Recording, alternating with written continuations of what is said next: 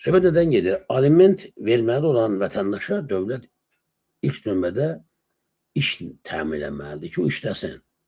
Azərbaycan dövləti görə nə edir? Ailəni dağıdır, uşağı başını qoyur, qadın ərsiz qalır.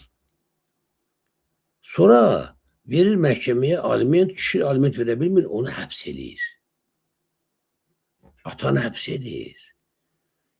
Uşağın yaddaşına yazırlar ki, ata səni qorumadığına görə, saxlamadığına görə həbs olunur. Bədbaxt uşaq atasız böyüyür. Azərbaycan qadınlarının çox təəssüf ki, bir əksəriyyəti, mənim gördüyüm, öz təcrübəmdən bunu deyirəm vəkil kimi, əksəriyyəti qadının əlində silaha çevirir. Öz şəxsi münasibətlərdə kişiyə qarşı. Bu cahillik və səviyyəsizlikdir. Çox təəssüf ki, hələ də biz qadınlarımızla, qızlarımızla işləyə bilməmişik, maarifləndirə bilməmişik ki, ay bala, ay uşaq, sən ərindən boşanmısan, sənin tərbiyən olsun, sənin səviyyən olsun, uşağı silah kimi istifadə eləmə, uşağı bədbaxt eləmə.